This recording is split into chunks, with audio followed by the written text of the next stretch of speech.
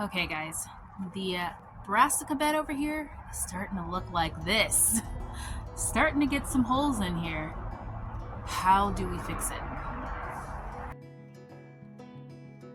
Hi everyone, welcome back to my channel. I'm Shamira Benson, one part of Team Benson, and I am going to talk to you guys about pest control and what I use for organic pest control and how I just kind of treat my garden organically. So the first thing I want to talk about is planting during the right time.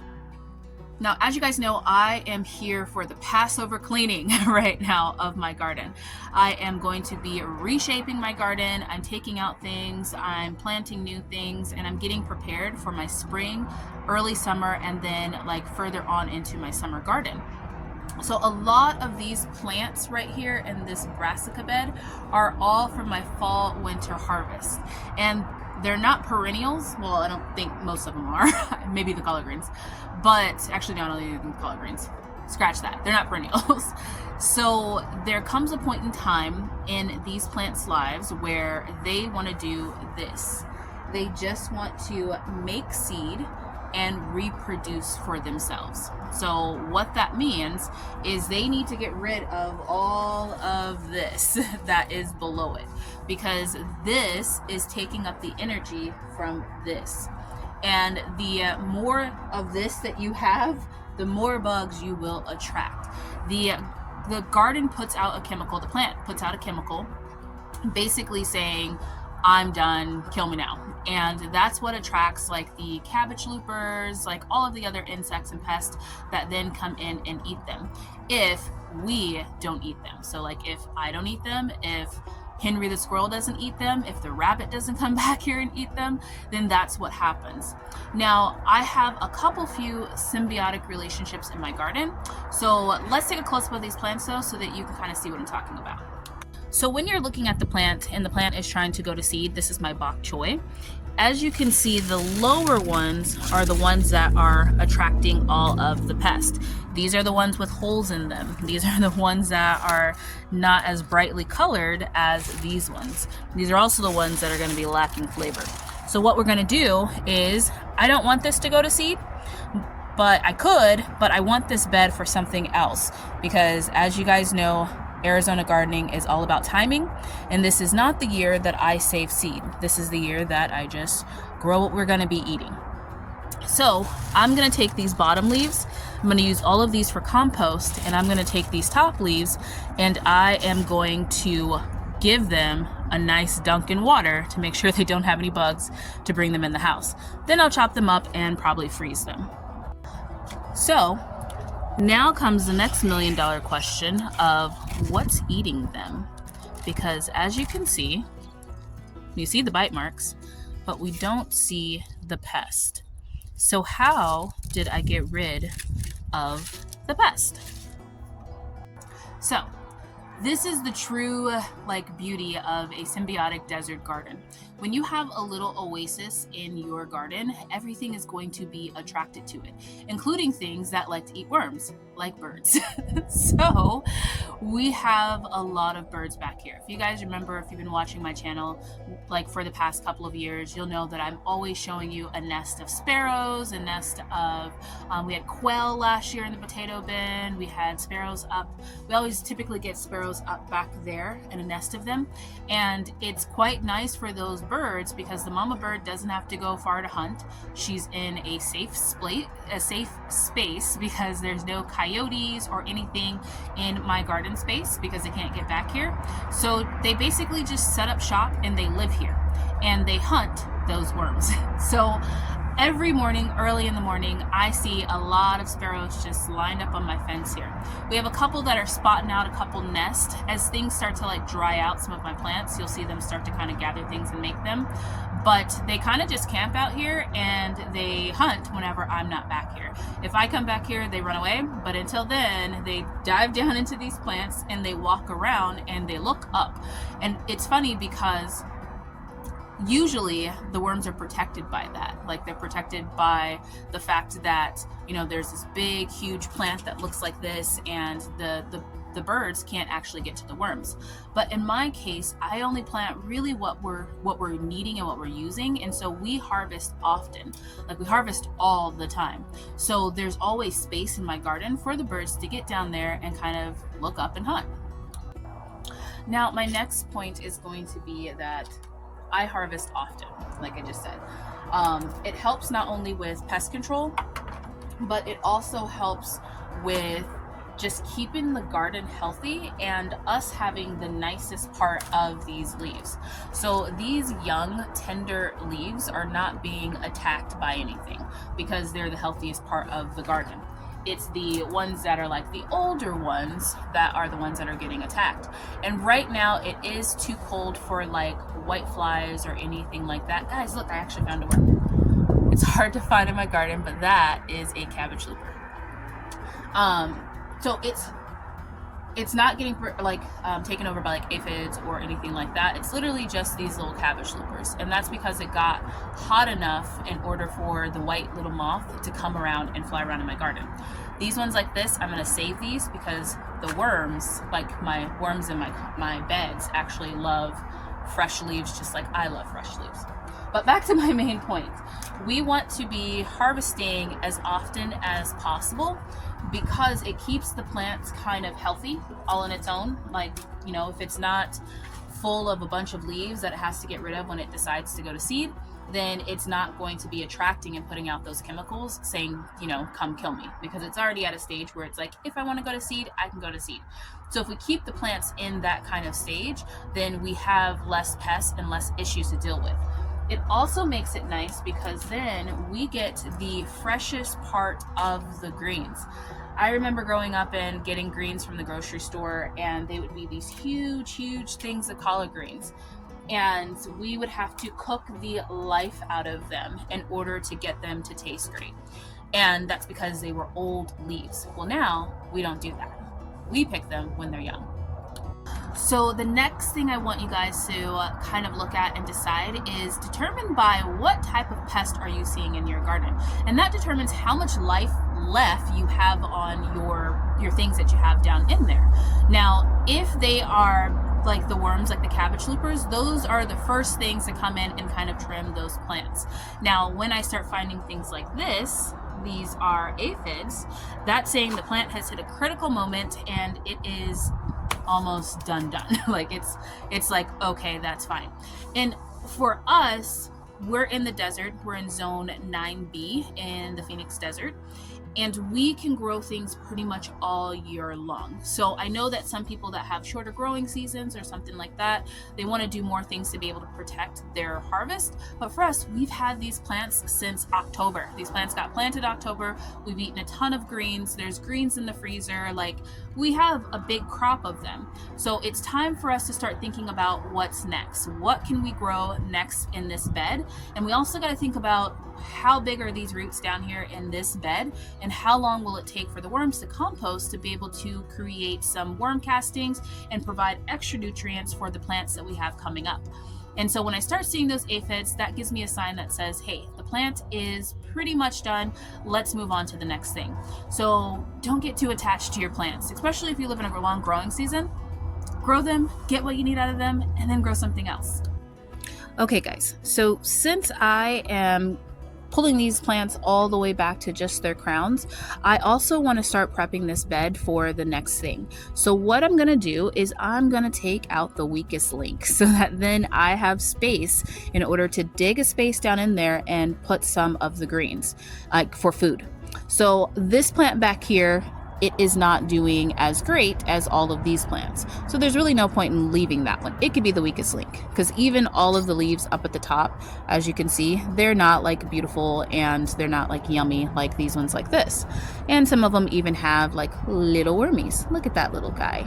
He is going to get eaten by something. So what I'm going to do is I am going to cut this whole plant out right here. And that's going to give me a huge space to start composting in. I'm also taking out this bok choy. So it's also going to give me this huge space to compost in too. So I'm not going to pull the plant. I'm going to leave those roots in there to be able to get eaten and provide food for my composting worms that are inside this bed. So all I'm going to do is I'm going to cut it to the very top of the soil. Like I'm going to dig like a little space, cut it as far as I can down there, and then bury that soil or bury the stem so that then it doesn't try to grow more leaves. And then I'm going to dig a hole, put some leaves down in there, and then top it with a little bit of soil and let that area compost. Okay, so I have all of the collard greens leaves right here in a big pile in front of me, and I'm going through and I'm sorting them. I'm looking for like what can we eat versus what I'm going to put in a pile and kind of bury back in my garden for my composting worms to eat. Now, one of the things I'm also looking for are things like this. I don't know if you guys can see that, but these are leaf miners. They're right here. And they're little insects inside the leaves. So from this side, it looks fine. From this side, I'm like, ooh, there's little buggies in there. And as you guys know, this is a Jewish household and buggies are not kosher. So I'm gonna put these in the other pile. Now, when I'm gardening, I want to really emphasize the fact that I don't just garden for us. I garden to regenerate our garden. So I garden for my garden, essentially. And what that means is that I grow enough food for us to eat, but then I also grow enough food to give back to the garden. So when I'm probably going to get comments that are like, oh, well, you can like cut around that, or you can just cut that part out, or you can, when you cook it, it's not really going to matter. The problem would be though is that if I'm taking everything from the garden, then I'm not leaving enough to basically let the garden take care of itself, because there are entire ecosystems underneath my soil that are growing. And that is what's keeping my garden from needing a ton of fertilizer and a ton of help. And it grows me these nice, healthy plants because the plants themselves really have all the nutrients that they need from the soil. I always tell people, and this is something that I said earlier on in my videos, like when I first started gardening and people asked me for advice, I said, make sure you are growing the soil, not the plants. Because if you have healthy soil, you will have healthy plants. See? Got a bucket full. So now we're moving down to things like this big giant bok choy.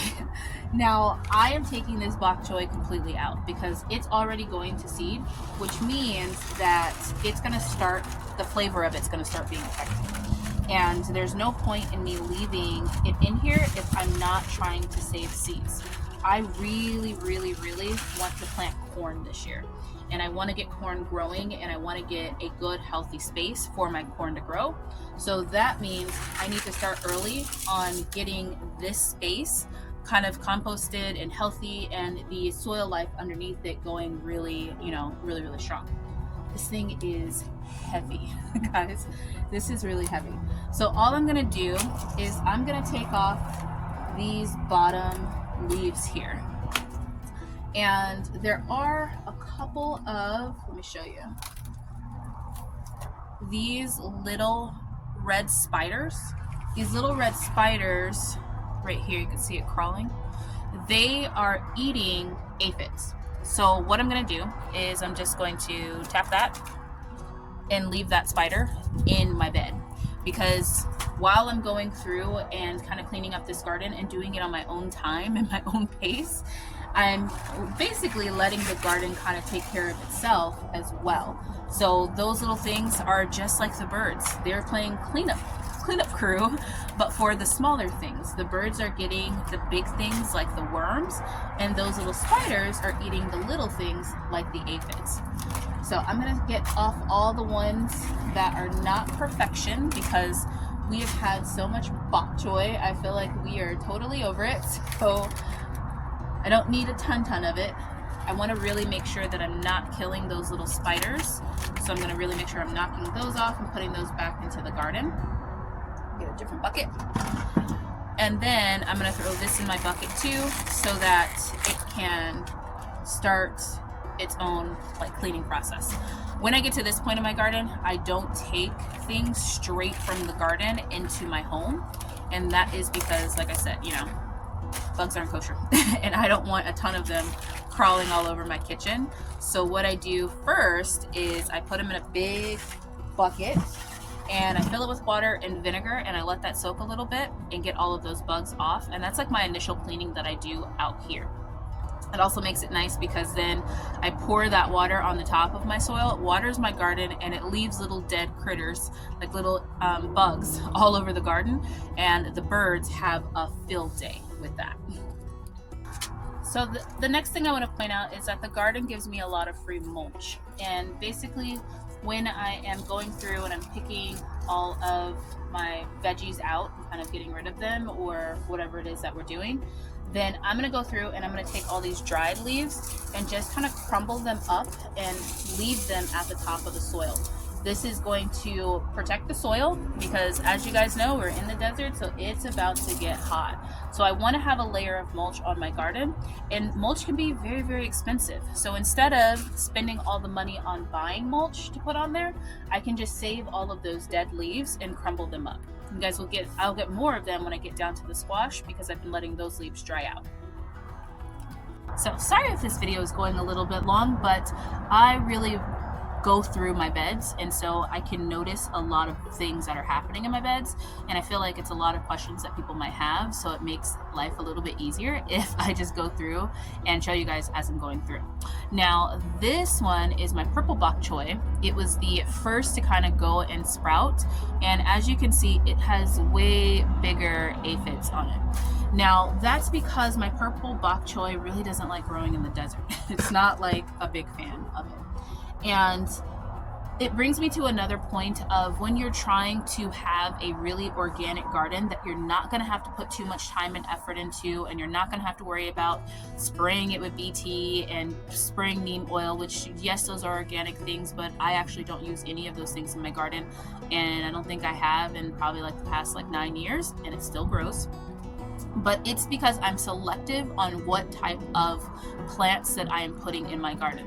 The purple bok choy, although it is beautiful and I love growing it, I only grow one because I know that it doesn't love my garden, and so I only grow it as a beauty factor to be able to, one, add beauty to my garden, and two, add some beauty to a couple of dishes that I make. So a couple times a week I will use that bok choy, or once like when we have like a dinner party or something like that, and then I know that it's going to be the first to attract bugs and the first to go to seed. Okay, so we are going to stop for right now.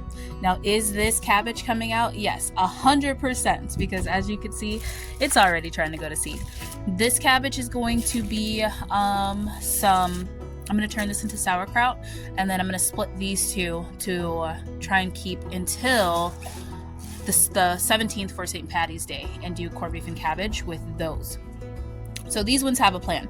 This one I'll take out in a later video that you guys will see. I'll probably film it today because I am going to go through and take out this one, but not right now because I have a bucket full right here. So these are the ones that we are going to be keeping, and then this is the pile that we're going to be chopping up and putting back into the bed. So as you can see, I created some space for myself.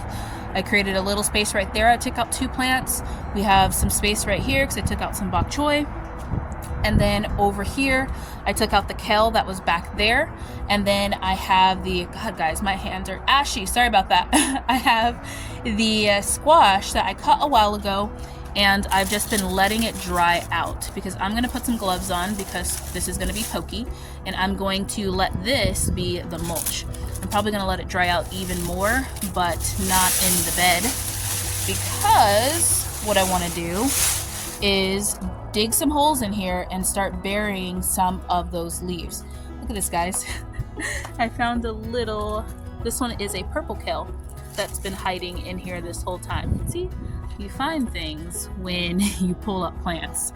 So this is going to give me a really big space to compost in. So I'm going to dig a really big hole, and the majority of those leaves are going to go in here. This is where my corn's going to be. Corn is going to need a lot of nutrients, so we need to make sure that this area is nice and composted. I have to go find my water hose so I can fill those buckets up. Now, this is a part of the video that I want to remind you guys that Passover cleaning is not about the stressing out and cleaning of it all. It is really about finding that beauty and that gratitude in the things that you own, the things that you've been blessed with, and being able to put in your mind that I have been blessed with these items, I'm going to appreciate these items, and I'm going to take care of them. And so even when it comes to my garden, I have been blessed with this. These are items that I own, even though it's food. And so I'm going to take the same care and appreciation for the material items that I have, for the what we like to probably call disposable items, because we are going to eat them, because all of them are a blessing. So I want to remind you, when you're doing your Passover cleaning, don't make it about, oh, I have to clean this, I have to find every speck of hummus and get that out of my house. Think of the beauty of it, and think of the gratitude of it and what you've been blessed with.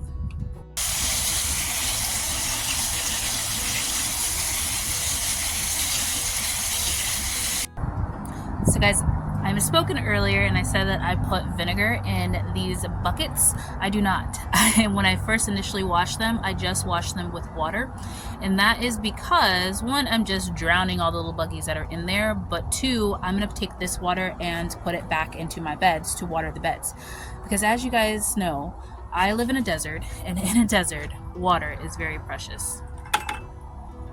So guys, I wanted to bring you close into where my squash plants are, where they were, because as you can see, there's barely any roots left, and there's only like worm castings here, which means those worms have already made pretty good work of the roots that were in there.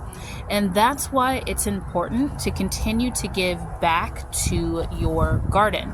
And that's why we're gonna bury this food down in there. Because if I just said, okay, I'm leaving the roots and that's it, like that's all that they need, they would pretty much go hungry and they would stop reproducing, which means I wouldn't have these nice, beautiful worm castings that are gonna provide a lot of nutrients for my garden. Okay, so now that we have everything buried, as you can see, my soil level isn't dropped completely because I use a lot of compost during the fall, but during the spring, I like to use a potting mix on top because it just provides like a little bit more like aeration to the soil. Like if I layer compost and manure, and then next time doing potting soil, it just gives it a little bit more air to the soil. So I'm going to pour this on top of this area right here, and I'm going to let this compost in and let the worms have fun, eat everything that they can. And then I'm also going to do this side.